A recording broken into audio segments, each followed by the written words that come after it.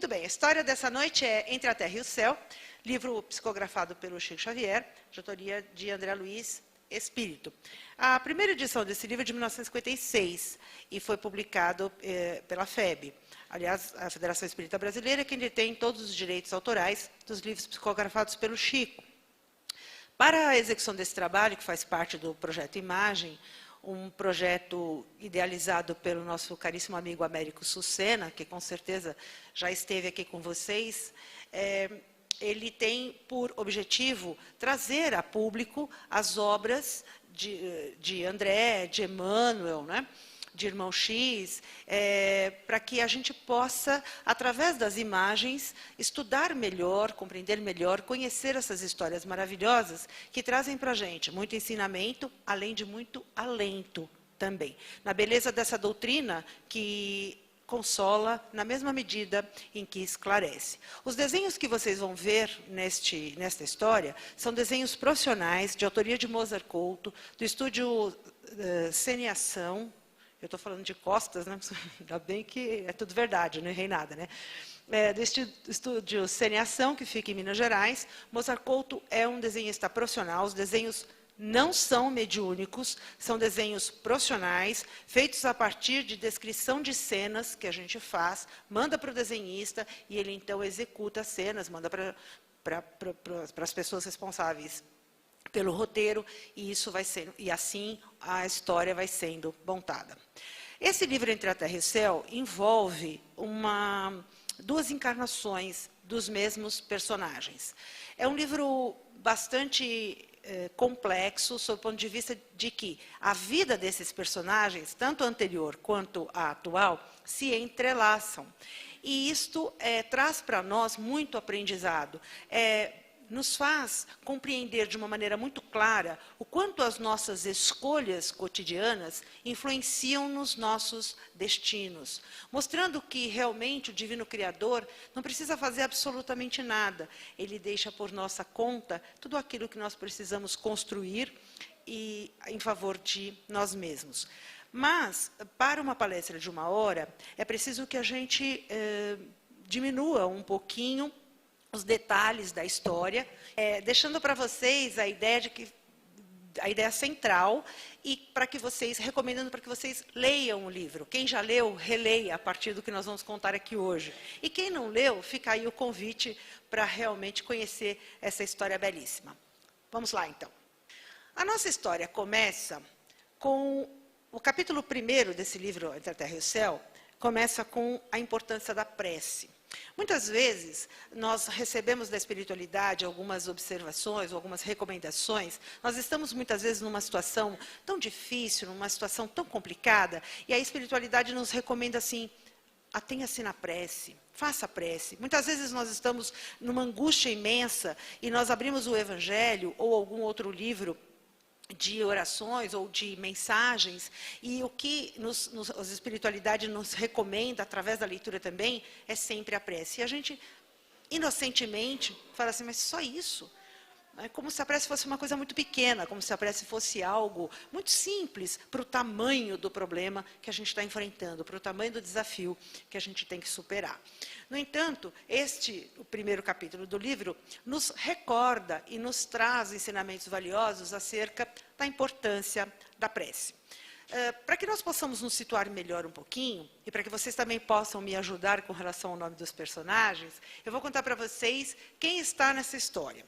Na história nós temos Amaro, que casou-se com Odila. Com ela teve 2 filhos, uma mocinha, né, e Evelina, e um menino chamado Júlio. Odila desencarnou, Amaro casou-se novamente com uma outra mulher chamada Zulmira. E assim, então, nós temos Amaro, Odila, Evelina e Júlio, e a segunda esposa, Zulmira. Numa outra ponta da história, nós temos Mário Silva, nós temos Antônia e os seus filhos. Na espiritualidade, Clarencio, um dos 72 ministros de Nosso Lar, foi o ministro que resgatou André Luiz do umbral, vocês devem se lembrar que em Nosso Lar, quando André Luiz ergue a cabeça após a prece sentida que fez e que lhe abriu as portas da espiritualidade, depara-se com Clarencio e pergunta: quem sois, divino mensageiro? E Clarencio responde: chamo-me Clarencio e sou apenas seu irmão. Então, este é Clarencio, um dos 72 ministros de Nosso Lar, como falamos. Esta é uma servidora de Nosso Lar, que traz para ele um gráfico, uma importante informação. Este é Hilário, e este é André Luiz, e este é Hilário, o companheiro de André Luiz, nesta história. Nós sempre sabemos que André Luiz sempre se faz acompanhar de alguém, e sempre tem um dirigente, um mentor com ele. Né? Em todas as histórias, assim, nesta história, Entre a Terra e o Céu, o inspirador, o mentor dele é Clarencio. Muito bem, eles estão conversando em Nosso Lar justamente acerca da prece, da importância da prece e de quanto ela ajuda as pessoas encarnadas e desencarnadas. Então, chega aqui essa assistente e traz para ele um gráfico, dizendo tratar-se de uma prece refletida. E aí, o André Luiz fala assim, prece refletida. O que vem a ser uma prece refletida? Clarencio, então, explica. Prece refletida é a seguinte, alguém faz uma prece para um destinatário, porém, essa prece é desviada pelos canais luminosos, né, da espiritualidade e vai ser recebida por alguém que possa atendê-la, por uma questão de capacidade e de afinidade com quem faz a prece. A prece, portanto, quando a gente faz a prece para uma entidade ou para alguém, nem sempre o destinatário que a gente escolheu é quem vai nos atender naquela súplica. Muitas vezes, quem nos atende é um outro destinatário, porém, o objetivo da prece, que é o socorro, né, é o esclarecimento, este nunca se perde. E foi assim que aconteceu com esta prece. Trata-se de uma prece endereçada a uma mulher, feita por uma jovem, né, que está muito preocupada com o que acontece na casa dela. Esta é Evelina, que faz a prece à sua mãe Odila, desencarnada. Evelina tem 14 anos e possui uma enorme fortaleza moral. Evelina é também pupila dileta de Clarencio. Por isso que a prece dela foi parar no coração de Clarencio. Ela, então, está muito preocupada com o ambiente doméstico. A madrasta, Zulmira, está muito doente e os médicos não conseguem saber o que ela tem. Ela não melhora e os médicos não conseguem fechar um diagnóstico a fim de dar a ela a medicação e o tratamento que ela precisa. O pai, Amaro, está muito preocupado com Zulmira, sua esposa. Ele já tivera Odila, que desencarnou. E, recentemente, ele também sofreu um abalo muito grande. Então, ele está muito preocupado, muito abatido. Evelina, coração amoroso, faz a prece no seu entendimento à mãe, desencarnada, e essa prece vai parar diretamente no coração de Clarencio. Clarencio, o que faz? Atende Evelina e vem à casa dela. Quando ele chega na casa de Evelina, Clarencio, André e Hilário, junto com aquela mensageira, aquela assistente do plano espiritual que veio trazer a prece refletida para Clarencio. Eles chegam no quarto de Zulmira e se deparam com esta cena. Zulmira acamada, encarnada, acamada, profundamente doente, abatida, e ao lado da cama dela, quem? Odila, a primeira esposa de Amaro. Odila, desencarnada, exerce sobre Zulmira uma influência magnética muito grande. Ela paralisa as forças vitais de Zulmira, a ponto de deixá-la prostrada na cama. Zulmira não consegue se alimentar, Zulmira não tem alegria de viver, Zulmira sofre profundamente. As suas energias estão se esvaindo e ela realmente, o corpo físico está muito ressentido, ela está muito fraca.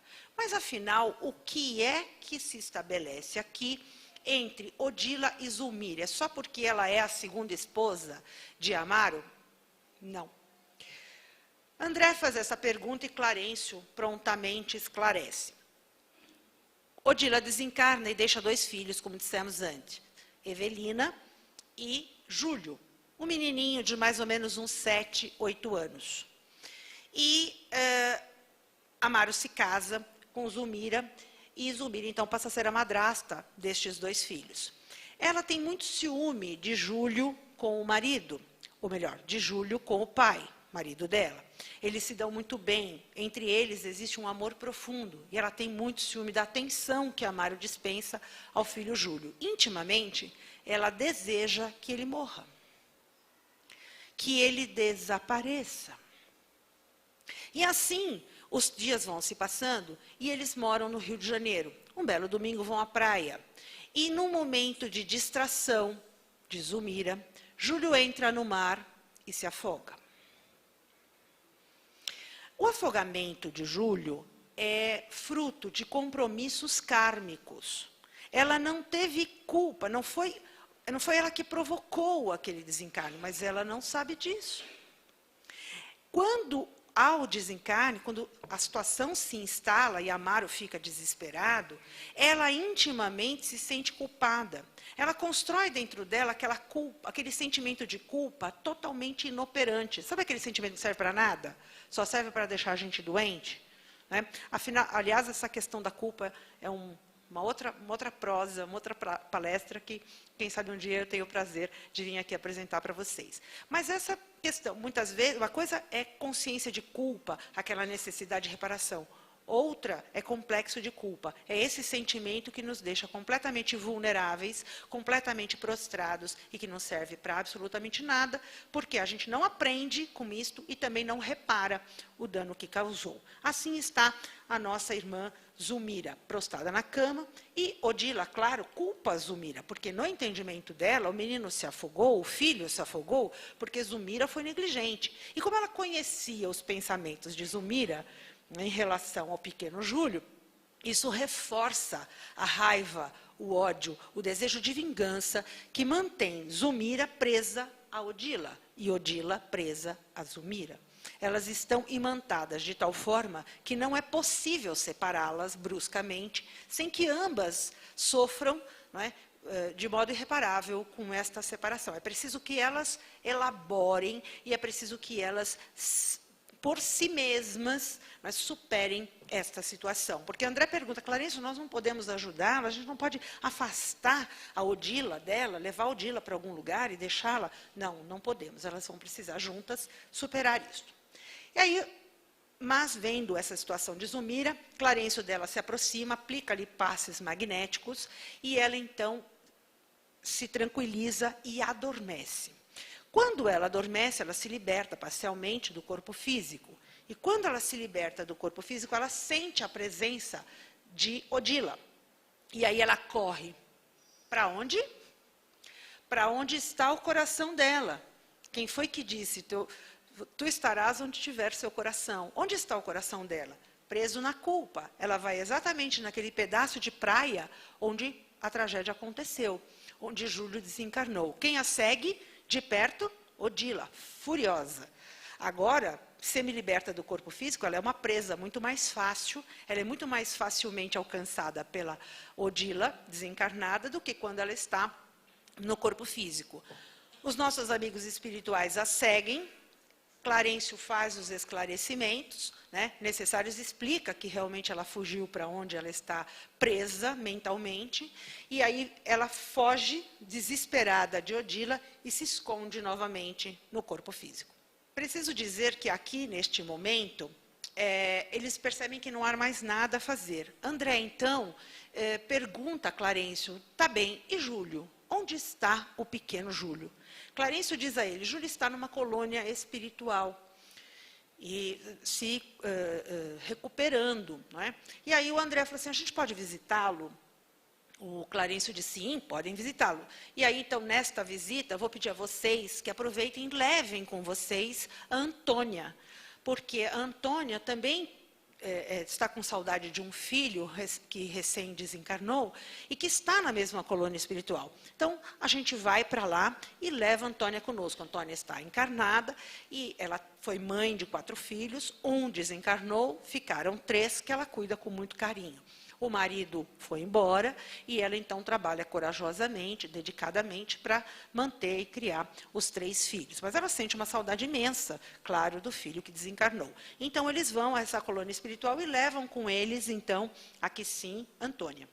Antônia imediatamente divisa o filho reconhece a mãe, corre para os braços dela, e eles então ficam ali num conluio maravilhoso, matando as saudades um do outro. O André fala assim, mas escuta, que lugar é este? E Clarencio esclarece que este é um lugar, um educandário, é uma escola de mães e, ao mesmo tempo, um educandário de crianças. Espíritos que desencarnaram no estado infantil e que aguardam nessa colônia uma próxima e breve reencarnação. Certo? Então, os espíritos, na verdade, os espíritos não são crianças. Os espíritos não são jovens, nem velhos, nem crianças e nem idosos. Os espíritos não têm idade, o que tem é o corpo físico. Mas há todo um processo para o reencarne e todo um processo para o desencarne. No entanto, quando o espírito desencarna na infância e ele vai reencarnar brevemente, ele não retoma a sua forma física adulta, ele permanece com o espírito na forma física infantil, porque fica mais fácil o reencarne depois. Okay? Então, estas crianças todas estão aqui, neste lugar, desencarnadas, aguardando brevemente o seu encarne. E André fala assim, mas cadê o Júlio? Eu não estou vendo ele por aqui, brincando, correndo por esses jardins. O Clarencio disse, mas é que ele está ainda se recuperando, então ele está no quarto. Então, vamos até ele. Aqui eles chegam no quarto e encontram o menino Júlio na cama, sofrendo bastante as consequências do último desencarne, quando ele morreu afogado na praia do Rio de Janeiro. Esta aqui é Blandina, uma enfermeira responsável pelas crianças em recuperação neste educandário. Blandina é Meimei, a nossa querida professora mineira, e que nos trouxe, sempre nos traz mensagens belíssimas ligadas à infância. Meimei está profundamente preocupada com Júlio e diz o seguinte para o Clarencio, olha, ele chama muito pelo pai, ele está preso na cena do desencarne e ele não consegue se libertar. Clarencio aplica ali novamente, aqui também, passes magnéticos a fim de tranquilizá-lo, para que ele possa dormir. E então ele conta, o André fica muito curioso com o que aconteceu, que compromisso kármico é esse. Então, ele conta a história que envolve Júlio na sua última encarnação. Que nós não vamos nos estender muito aqui esta noite, como dissemos, porque é uma história complexa, com os mesmos espíritos, mas com nomes diferentes, em tempos diferentes, e isso não será possível sem que a gente se confunda. Num estudo em sala de aula ou num seminário, a gente tem um pouco mais de tempo, então é possível que a gente faça essa direção. Aqui, infelizmente, não será. Nós vamos nos ater, então, à história de Júlio, ok? Para que a gente possa estudar bem e que a gente possa compreender bem a maravilha da reencarnação, né? As maravilhas operadas pelo amor aprendido e pelo amor sentido. Então, assim é a história. Esta aqui é Antônia, na encarnação envolvida com este homem, Leonardo. Todos eles participaram da Guerra do Paraguai, né? Tanto as mulheres, Zulmira e Antônia, quanto os homens, Amaro o Mário Silva, não é? Que nós ainda vamos conhecer. Então, todos eles estiveram envolvidos na Guerra do Paraguai. Nesta cena, o André está ouvindo do Clarencio a história de ambos. Este homem, que foi um coronel na Guerra do Paraguai, na verdade, nesta encarnação que nós estamos falando, foi avô da Antônia. Antônia é aquela moça que veio aqui ver o filho. Essa é a aparência que ela tem nesta encarnação. Só que quando ela volta para casa, que ela dorme, e esse espírito aparece e a chama, ela imediatamente se levanta da cama, olha, com esta aparência aqui. Por quê? Porque é esta aparência que os liga numa vida, numa existência anterior. O laço que se formou entre eles, se formou nestas condições. Então, quando eles se encontram, é assim que eles se veem. Esta é uma das características do perispírito, a facilidade com que ele se transforma e a importância da mente do espírito que tudo comanda. Então, aqui eles têm... e veja que nesta encarnação aqui, quando Antônia está com esta aparência, ela já teve com este coronel, porque ele foi avô dela. Claro que ele não tinha esta aparência aqui, não é? Mas quando eles se encontram em espírito, é assim que eles se veem. Existe lá um problema entre eles, existem umas contas a acertar, aqueles estão muito zangados, ele está muito bravo com ela. Clarencio intervém e pede que ele se afaste, e assim acontece. E aí ele imediatamente vai em busca de um outro personagem, que nós vamos conhecer já, e acusa esse personagem de traição, ele o traiu lá na Guerra do Paraguai, roubou dele a Antônia, e existe entre eles, vejam, dois encarnados, ó. Aqui está o fio de prata que liga o espírito ao corpo enquanto nós estamos encarnados. E aqui o coronel desencarnado. Vejam a energia que os rodeia. Existe uma indiscutível animosidade entre um e outro. Eles estão brigando mesmo. E a energia que eles trocam é uma energia muito pesada, uma energia muito densa. Eles se acusam mutuamente, eles brigam, Antônia chora, enfim. E aí, aquele personagem que foi chamado em pensamento, estava dormidinho lá na casa dele, sabe? Quietinho lá na cama dele, de repente, quando surgiu a briga entre o coronel e a Antônia, ele é mencionado na briga, você me traiu com aquele homem, etc. Na mesma hora, ele é trazido, ele é atraído para a cena da discussão, e ele vem, se defende, entra na briga, discute e tudo mais. No dia seguinte, ele acorda assim, abatido, chateado, não sabe por quê. Acontece com alguém aqui? Não. Né? A gente vai dormir bem. Ele foi dormir bem. No livro, o André conta. Vai dormir bem, cantarolando, feliz da vida. Acorda assim. Certo? E aí a mãe dele, o que aconteceu com você? Traz lá uns bolinhos. Ele fala nada. Bom dia. Bom dia. Ele está assim, cabisbaixo. Fala, não dormi bem. Não estou legal. A mãe, olha, tenha calma, tudo isso vai passar. Por que ele acordou assim? Porque a noite dele foi bem agitada, né? E ele, então, na noite seguinte, ele vai dormir, e aí ele, ainda rememorando aquela confusão, vai encontrar um outro personagem daquela confusão na Guerra do Paraguai. Quem é? O Amaro, o pai do Júlio, pai da Evelina, marido da Odília e da Zumira, né? O Amaro também na porta, do lado de fora da casa dele, também encarnado, e eles então se acusam. O Amaro fala assim, mas escuta, o que está acontecendo? Eu não estou entendendo. Ele não se lembra do que aconteceu, a memória dele ainda não está tão vívida quanto a memória do Silva. Então, o Silva o acusa, dedo em rixe, de novo, Clarencio precisa intervir para poder libertá-los e tudo mais. E a nossa história prossegue. Eles conversam, vejam aqui que o Silva está muito zangado, está muito bravo, quer se vingar de todo jeito, diz que essa história não vai ficar assim. E o Amaro, então, pede a ele que tenha paciência, que ele vai procurar quando eles se encontrarem, vai procurar ser a melhor pessoa possível, vai procurar a amizade, vai procurar, de alguma forma, consertar esta situação. Muito zangado o nosso amigo, eu não posso me estender aqui nesse detalhe. Se vocês quiserem saber, querem saber o que aconteceu? Lê o livro. Simples assim. Né? Vamos lá ler. É uma história linda, linda, linda, que com certeza poderia ter acontecido se é que não aconteceu, com qualquer um de nós. Nós nos identificamos muito com o que acontece aqui. Guardadas, mutatis mutandis, são histórias que nos falam muito de perto ao coração. E aqui ele lembra, vejam que o Clarencio aqui coloca as mãos, porque ele está bravo, ele fala, mas eu não estou entendendo nada, por que esse homem está tão bravo comigo? Eu nunca vi esse cara na minha vida, por que ele vem aqui me acusar desse jeito? Por que esse ódio todo em relação a mim? Clarencio intervém, certo? E traz à tela mental de Amaro, então, as lembranças daquela encarnação que o uniu. E aqui eles lembram, foram apaixonados pela mesma mulher, etc. e tal. Esta mulher morre num determinado momento, depois ela se entrega, e assim ele percebe o que foi que aconteceu. Por que ele está tão bravo? Era a mulher que o outro gostava, né? Então, que por sua vez, já tinha tirado ela daquele coronel. Percebem o meandro da coisa? Então, esta mulher acaba sendo aí muito disputada e eles, então, têm esta história de amor e ódio em relação a esta mulher. Amaro compreende o que aconteceu e, então, ele percebe. E aí, esta mulher aparece, Zulmira, né?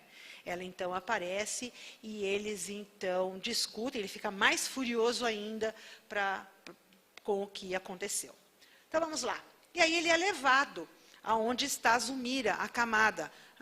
Clarencio leva. Bom, vamos ver se desse jeito que eles tentam conversar com ele, tentam acalmar o Silva, e o Silva não adianta, né? Ele está assim muito resistente. Então eles levam o Silva para o quarto onde Zulmira está na cama, e lá Silva se depara com o amor de sua vida naquelas condições.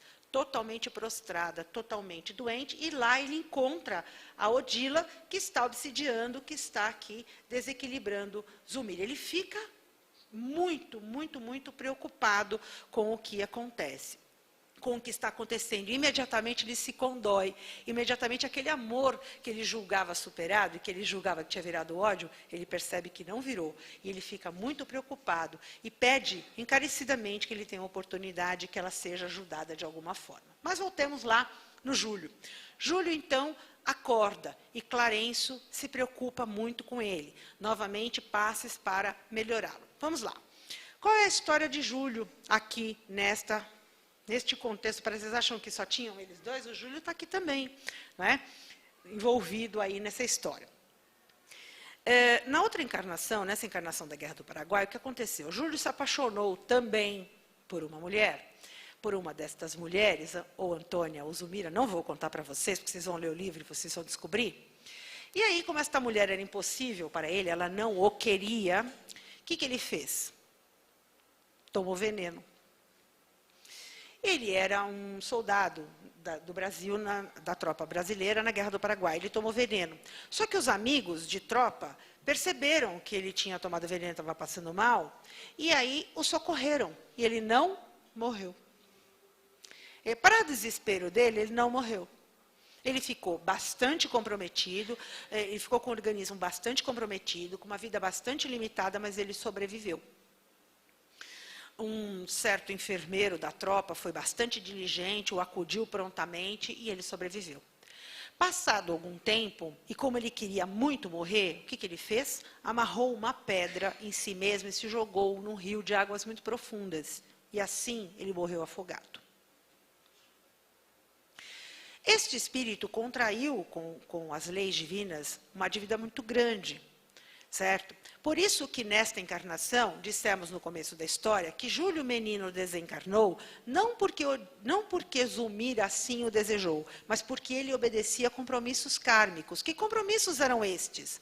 O compromisso do espírito que se matou na outra vida, que se suicidou na outra vida. Era preciso que ele cumprisse a lei. Não é? E assim ele desencarna ainda menino, vítima também de um afogamento. Então este foi o grande compromisso de Júlio. E é por isso que ele está aqui, né, criança, sofrendo muito. Mas por que ele está com a mão na garganta? Ele já cumpriu, digamos, ele já resgatou, ele já acertou as contas com a lei com relação ao suicídio. Mas lembre-se que antes de se suicidar, o que ele fez? Tomou veneno. Quando ele tomou veneno, ele estragou, ele comprometeu muito grandemente o seu aparelho respiratório. Ele criou feridas e mutilações no seu aparelho respiratório. E isto ele leva com ele. Por quê? Porque está impresso no seu perispírito. Aqui ele está desencarnado, o que nós vemos aqui é o perispírito, e ele leva as mãos à garganta. Por quê? Porque ele sofre de dores de garganta muito sérias. Clarencio tenta, meio preocupadíssima, pede interferência de Clarencio. Clarencio, de novo, ministra o passe. As energias são balsamizantes, mas este é um problema que o passe não vai resolver. Não é? É preciso o quê para que ele melhore? Ele precisa reencarnar. Somente a bênção da reencarnação o libertará desta dor. Porque ele precisa expurgar no corpo físico as deficiências do seu perispírito. E com isto, reconstruir o seu corpo perispiritual. Vejam que beleza que é a reencarnação. Que bênção que é para o espírito a reencarnação. Por pior que ela possa parecer aos nossos olhos, né, tão desavisados. Né? Então, aqui, Clarencio diz, olha, eu vou fazer o possível, mas não é assim. E como é que ficou a história da Odila com a Zulmira? Eles precisavam ajudar ambas, não é assim?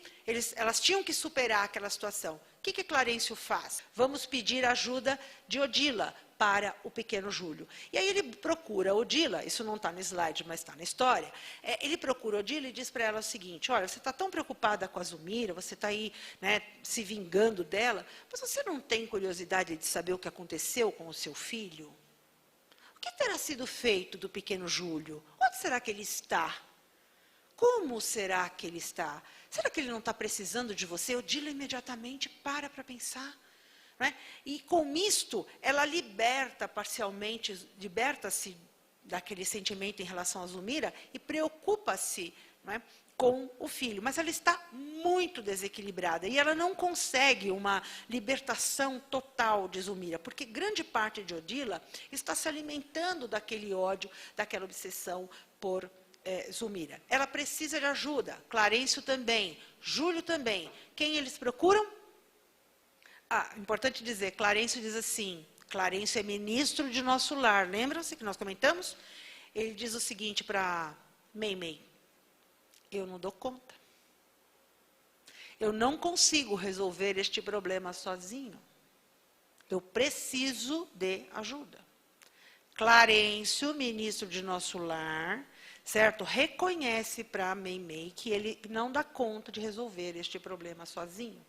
Então, é preciso que a gente também tenha consciência das nossas limitações. E quando a gente não dá conta de um problema, o que a gente precisa fazer? Pedir ajuda. Né?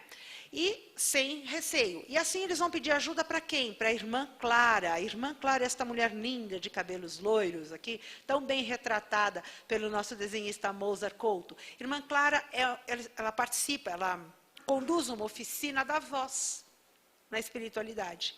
Porque a voz, segundo a irmã Clara nos explica no livro, é algo muito importante para o espírito.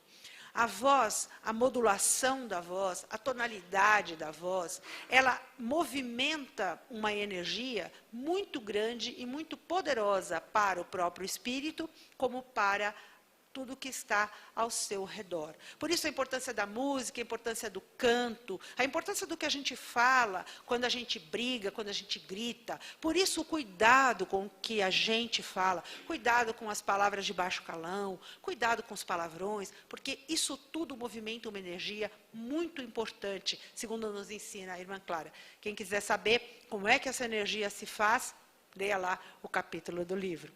Ela, então, está falando sobre a voz, da importância da voz, eles esperam terminar a oficina e conversam com ela. Ela, então, imediatamente atende o pedido de Clarencio e vai ter aonde? No quarto de Zulmira. Chega lá, encontra a Zulmira acamada e a Odila, desesperada, porque ela não quer deixar a Zulmira, não quer deixar barato a história da Zulmira, mas também está preocupada com o filho. Irmã Clara chega, certo? Com todo o seu amor, com toda a sua luz, conversa com Odila e pede para ela libertar-se de Zulmira e atender às necessidades do pequeno Júlio. Odila imediatamente cai em si, aceita o convite de Clara e vai ter, né, naquela noite, despede-se de Amaro, dentro do conceito dela, ela pede um encontro com o marido, diz que ela quer conversar com ele, eles se encontram na espiritualidade, conversam, e ela então diz para ele que ela vai cuidar do Júlio. Imediatamente, o que acontece com a Zulmira? Acabou, olha só, que interessante. Acabou, olha lá, acorda sorrindo. A nossa pequena Evelina está aqui, certo? Ela acorda com fome, bem disposta. Bem, claro, ainda está bastante debilitada, mas é outra pessoa. Não é? Ela então acorda, a Clara, muito feliz, cumprimenta a Odila, dá a ela, né, os parabéns pela conquista, por ela ter conseguido se libertar e libertar-se de Zumira. O Amaro está feliz da vida com os novos acontecimentos. Odila, então, chega na colônia espiritual e encontra o seu filho, o querido Júlio, naquela situação ainda bastante penosa. Toma-o nos braços e percebe que ele sofre muito. Clara diz para ela, ele sofre muito, ele ainda sente muitas dores. E ela fica desesperada, ela quer, de algum modo, arrumar um jeito de ajudá-lo. Estamos aqui, Meimei, André, Hilário, Clarencio, Clara, Odila, muito consternada por ver o sofrimento do filho. Mas o que nós vamos fazer com o Júlio? Aí ela conversa com Clarencio, Júlio adormece e ela conversa com Clarencio. Clarencio, olha, ele, na última encarnação, causou sérios danos ao seu perispírito, estes danos só podem ser superados a partir de uma encarnação. Então, ela compreende que Júlio precisa reencarnar. Mas, para que Júlio reencarne, é preciso que ele tenha o quê mesmo? Um pai e uma mãe, né? Até porque a gente sabe que assim é a lei, não é?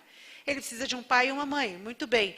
Então, Clarencio passa para Odila a incumbência de descobrir quem estaria disponível a receber Júlio numa encarnação muito breve, porque ele só precisava de uma encarnação pelo tempo suficiente para expurgar no corpo físico as suas deficiências do perispírito. Odila pensa, pensa, pensa, e de quem ela lembra? Da Zumira. Exatamente. Zumira fica muito feliz, porque ela vê naquela situação a oportunidade de também se recompor com Júlio e com Amaro, porque ela não esquece que ela desejou a morte do garoto. Ela não esquece que ela se distraiu na praia e que na cabeça dela, dentro do conhecimento dela, ela foi, de uma certa forma, responsável pela morte dele, porque ela se distraiu. Então, ela recebe a notícia de que Júlio reencarnará como seu filho com muita alegria, com muita gratidão a Deus e com muita gratidão a Odila e a Clara. Olha a cara de satisfeita do Clarencio. Pela primeira vez, ele está assim, feliz, olha lá, ó. Certo? Pela primeira vez ele está assim, poxa vida, as coisas estão indo muito bem, não é?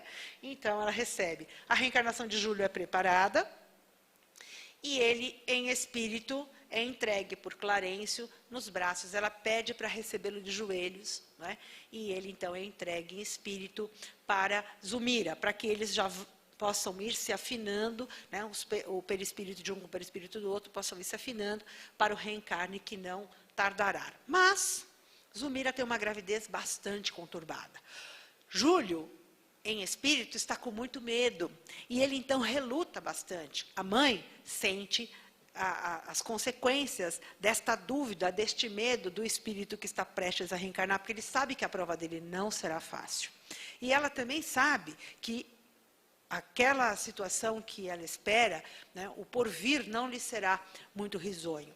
Então, eles têm a consciência interior de que as coisas não serão fáceis. Então, não é uma gravidez fácil. Clarencio não arreda pé dela. Ele fica ao lado dela durante todo o período de gestação, assim como Evelina. Amaro se desdobra nos cuidados com a esposa. E, então, Júlio reencarna. Mas, ainda bebê, já com entre 1 e 2 anos, sempre teve problemas de tosse, sempre teve problema de garganta e tudo mais. E entre 1 e 2 anos, ele tem uma doença crônica. Eu não me lembro agora, por favor, quem puder me ajudar, eu não sei se é Krupp ou tosse comprida, ou se é a mesma coisa. Se Krupp e tosse comprida é a mesma coisa. Mas, enfim... Difteria. Eu vi uma parte desse livro também. É difteria que ele tem. Aqui nessa parte da garganta, da laringe, né? Por quê? Porque foi aqui que ele comprometeu na sua última, foi esta parte que ele comprometeu na sua última encarnação, ok? Então, ele é atendido, o médico vem, vejam que Clarencio inspira o médico para o diagnóstico, inspira o médico para o tratamento, embora eles saibam o que vai acontecer, mas é preciso envidar todos os esforços para minimizar a dor e para fazer o diagnóstico e para recomendar o tratamento. O médico visivelmente preocupado, Zumira e Amaro muito preocupados, Amaro entristecido, era o segundo filho dele, né, que, por sinal, chamava-se Júlio também. Eles deram ao bebê o nome de Júlio em homenagem àquele Júlio que havia desencarnado. E ele está muito doente. O médico vai embora e diz que mandará um enfermeiro com umas injeções, com uma injeção para poder fazer o tratamento. Mas já deixa os pais avisados que o assunto é muito grave, a doença é muito grave e que as chances de recuperação são mínimas, quase nulas. Não é? Só mesmo uma intervenção divina seria capaz de ajudar Júlio, né, o pequeno bebê, aqui nessa situação. O médico volta para a clínica e, quando ele chega na clínica, ele tem um enfermeiro. Quem é o enfermeiro dele, assistente? O Silva.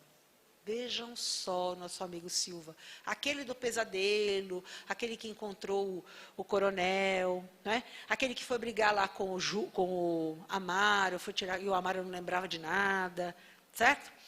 Este Silva, que também era enfermeiro nas tropas do Paraguai e que salvou a vida do Júlio quando ele tomou o veneno, que não permitiu que ele morresse. Olha que história linda. Né? É assistente do médico. E o médico está lá cuidando de uma menininha que não está bem, filha da Antônia. Certo? A Antônia leva a filha ao médico porque ela não está muito bem. O médico, então, faz o diagnóstico da pequena e pede para a Antônia ir para casa. Como já é tarde, o que ele faz? Ele pede para o nosso amigo Silva acompanhar a dona Antônia até em casa. Antigamente era assim, uma senhora não andava na rua sozinha, né? Os cavaleiros acompanhavam e tudo mais. Então, o médico causídico não, me fugiu o nome que o André usa aqui. O médico, então, pede ao enfermeiro que acompanhe a Antônia, a filha, até a sua casa. E ele obedece. Chegando lá, a menina é posta na cama. E vejam bem, é o dia do Evangelho. E aí, como ele chega lá, chega a hora do Evangelho, ele não tem vontade de ir embora, ele vê aquela casa muito modesta, mas cheia de amor, aquela integração, a mãe cuidando dos filhos, as crianças muito bem, apesar da menina não estar bem de saúde, não é nada grave, é coisa de criança. Então, ele fica ali, ele está tão abatido, ele está tão amargurado, ele sente ali naquele lar, naquela casa, uma paz interior, uma tranquilidade, e é justamente o dia do Evangelho. A Antônia o convida para ficar. Olha, hoje é o dia do Evangelho, eu gostaria muito que o senhor ficasse, que o senhor participasse conosco do Evangelho. E ele não sabia do que se tratava. Nós vamos fazer uma oração, ler um trecho de um livro, fazemos uma oração e pronto. Então, tá bom. Então, eu fico e, na sequência, eu vou embora, porque eu ainda tenho que ir numa outra casa, aplicar uma injeção numa criança que não está bem.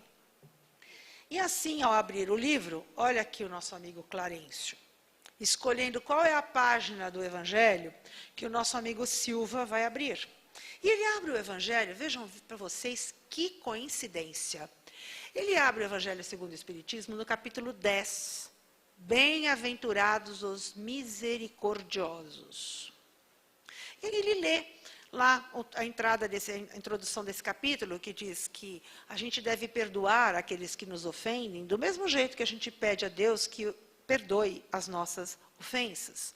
E que, na medida que nós perdoarmos aqueles que nos ofendem, assim nós seremos perdoados por nosso Deus que está nos céus. E ele lê e fica profundamente tocado, profundamente comovido com a leitura. E ele, então, se despede e chega na casa do doente, como o médico mandou, não é, para aplicar a injeção. Quando ele chega lá, quem que ele encontra? Mas ele não sabe que o Amaro é o Amaro. Eles se encontraram desencarnados, lembra ou não? Sim, sim. Mas quem ele encontra? A Zumira. Sabe quem foi a Zumira? Noiva dele, nesta encarnação. Eles foram noivos. E ela, quando conheceu o Amaro, ela desmanchou o noivado, deixou o Silva para se casar com o Amaro. Pergunta se o Silva ficou zangado. Muito zangado. Ele nunca se recuperou daquele rompimento de noivado. Nunca se recuperou. Ele guardou aquela tristeza e ele alimentava aquela tristeza todos os dias, que era para não deixar a tristeza morrer. Porque tem gente que é assim, não é? Que faz questão de manter a tristeza viva, que é para sofrer e continuar sofrendo bastante. Assim era o coitado do nosso amigo Silva. Quando ele chegou, que ele viu que era Zulmira, ele falou, está aí a oportunidade de eu me vingar. Ela me fez sofrer tanto, eu agora posso fazê-la sofrer. Se eu não aplicar a injeção certa no seu filho, ele vai morrer. E em ele morrendo, ela vai sofrer. E aí eu vou estar vingado. Ninguém vai saber, ela não vai saber, ninguém vai saber. Eu só troco as injeções e está tudo certo. E ele ficou naquele faço, não faço, faço, não faço, faço, não faço, faço, não faço, não fez. Né? Porque algo dentro dele falou muito alto, e aquela lição imediatamente veio à mente, aquilo que ele tinha lido no Evangelho segundo o Espiritismo, há pouquinhos minutos atrás, na casa da Antônia, aquilo fez toda a diferença naquele momento crucial de escolha que ele tinha. Né? Era a escolha dele que determinaria a sua vida, a sua felicidade ou a sua infelicidade presente e futura.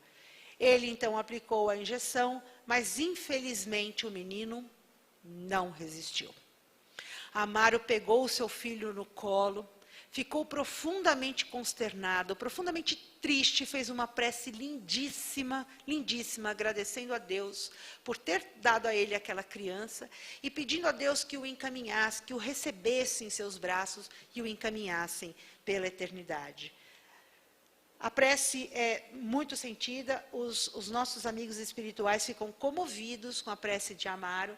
Odila vem receber, então, Júlio, que sai liberto, finalmente, desta encarnação. Finalmente, ele conseguiu acertar, em definitivo, as suas contas com a lei.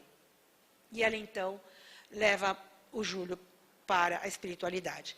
Mas o Silva está desesperado. Ele porque aquilo que ele sentiu, e ele aplicou a injeção, mas ele não salvou. Então, ele acha que ele demorou demais naquele faço, não faço, faço, não faço. E ele está consumido também pela culpa. E onde ele vai buscar socorro? Na casa da Antônia. E aí ele diz para a Antônia que ele teve esse relacionamento com a Zulmira, ele conta para a Antônia o motivo da sua angústia. Ela o consola, diz para ele que nenhum de nós é perfeito, e que nós todos estamos aprendendo. E que é possível que a gente supere isto tudo com muito amor. A Zulmira, com a morte do pequeno Júlio, fica desesperada. Ela não se conforma que o filho morreu. Então, eles pedem ajuda para ela novamente. Aqui está a Evelina. Evelina cuida novamente da madrasta que está lá de cama por causa da morte do Júlio. Ela, então, em desdobramento, vai visitar a criança lá na espiritualidade. Olha só a carinha do Júlio agora. Olha como ele está tranquilo, não é? Olha como ele está dormindo placidamente, porque ele realmente está em paz, ele está quite com a lei. Aqui estão as nossas amigas, Clara, Brandina, Odila e os nossos amigos espirituais. Zulmira se encontra, carinha o filho, né? Diz novamente para ele o quanto ama, agradece a Deus pela oportunidade de tê-lo e recebe dos amigos espirituais a certeza de que em breve eles se reencontrarão. Na espiritualidade ainda, Clara parabeniza as duas, Odila e Zulmira, por terem conseguido superar aquela animosidade que elas tinham, por terem conseguido juntas, unindo forças, não é, ajudar o pequeno Júlio. Aquele espírito, Júlio, conseguiu libertar-se do peso das suas iniquidades por causa da comunhão, da ajuda, dos esforços, da união de esforços destas duas mulheres. Júlio era muito grato a elas duas. E Clara foi lá dar os parabéns para elas duas. E assim, chega o dia do casamento da Evelina. Evelina conhece um belo rapaz, um homem muito de bem, e com ele se casa. Neste casamento estão presentes, vamos lá? Zulmira e Amaro, olha só, eles tiveram outro filho. Adivinha quem é? Adivinha como ele chama? É por isso que eu escolhi essa parte da história para contar para vocês, entenderam? Não? Não tinha muito nome para decorar. Porque senão era nome demais. Presta atenção. Né? Na outra encarnação, Antônia chamava Lola, a outra... É um horror. Um horror, melhor nem contar. Certo? Então aqui, o Júlio volta. 3 encarnações seguidas, com o mesmo nome e na mesma família. Filho do mesmo pai. Olha que lindo. Que bonito isso. Não é? Então, Júlio reencarna como filho de Zulmira e filho de Amaro. Né? A nossa amiga Antônia e o nosso amigo Silva, olha lá, casaram também. E tiveram um neném. Quem será esse neném? O coronel. É o coronel. A Odila aqui, ó. Odila desencarnada, ó, velando pelo filho. Né? Então, eles receberam aqui Leonardo, o coronel. Leonardo é agora bisneto dele mesmo. Gostaram, não? Olha só que bacana. Eu não disse para vocês que Leonardo tinha sido avô da Antônia nessa encarnação? Da outra eu nem conto que eles foram, tá? Vocês vão ler o livro. Mas nessa ele tinha sido avô dela. E aí, como avô, agora ele é filho dela. Então ele é neto dele, bisneto dele mesmo. Olha só que legal. Depois o Américo não quer que eu fique doida cada vez que eu conto essa história. É? Parece uma cama de gato.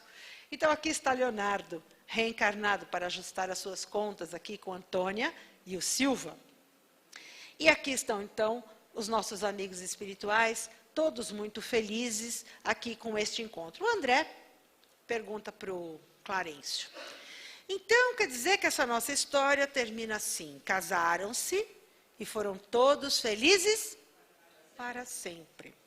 É assim um final hollywoodiano para essa nossa história?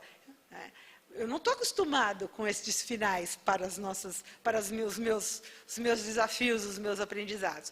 Clarencio, então, diz a André e a Hilário que realmente esta família, todos esses personagens, passarão por um período de certa tranquilidade.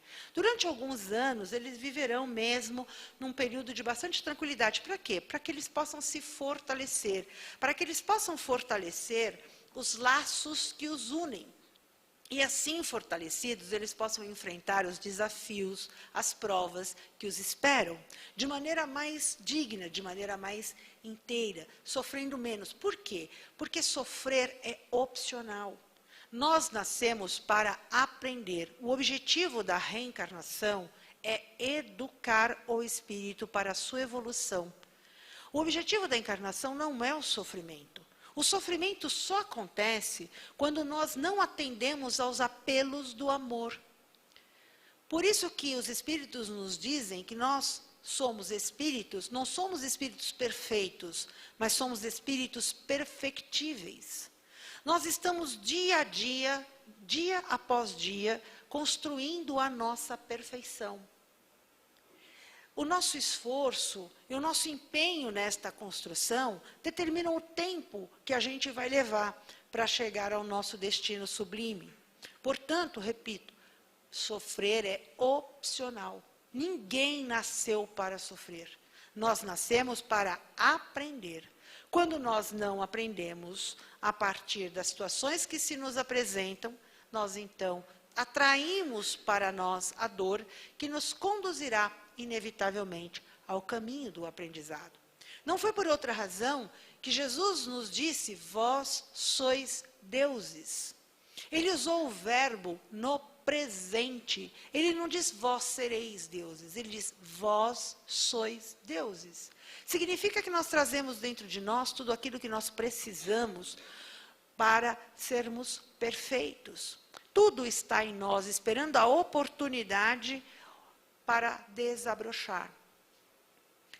Portanto, é preciso que a gente descubra e crie estas oportunidades, se empenhe muito para que estas nossas habilidades sublimes desabrochem o mais rápido possível. Por outro lado, quando indagado pelo apóstolo por que ele conseguiu expulsar o demônio e os apóstolos não, Jesus diz, os apóstolos disseram para ele, é porque o Senhor é o Messias, é porque o Senhor tem muito mais poder do que todos nós. Nós nunca chegaremos a ser como o Senhor é. E ele disse, não, Tu farás o que eu faço e muito mais. Vejam que ele usou o verbo no futuro. Tu farás o que eu faço e muito mais. Por quê? Porque nós precisamos aprender a sermos bons. Nós precisamos aprender a usar os talentos que estão dentro de nós. E assim, Clarencio explica para André que esta família permanecerá assim, feliz e tranquila, durante um certo tempo, como acontece com todos nós, mas que os desafios acontecerão, porque é preciso evoluir. Não que esses desafios trarão tristeza ou sofrimento, mas serão desafios indiscutivelmente. E então, de volta à espiritualidade, não é? A nossa amiga Odila recebe das mãos de Clarencio um broche em forma de flor, que a identifica como serva de Maria. E como serva de Maria, assim identificada, ela alcança, ela conquista a sagrada, a bendita oportunidade de servir na seara do Mestre, em nome de Maria. Muito felizes, Clara, muito feliz, acompanha esta distinção e Odila fica radiante com esta oportunidade. E assim a nossa história termina. Com o nosso convite para que cada um de vocês reflita em tudo que nós conversamos aqui, a importância da prece, né, o que acontece, os compromissos da reencarnação, a gravidade das nossas escolhas e a importância do amor que realmente liberta e do amor que constrói. Pela paciência com que nos ouviram, muito obrigada. Que Jesus permaneça conosco.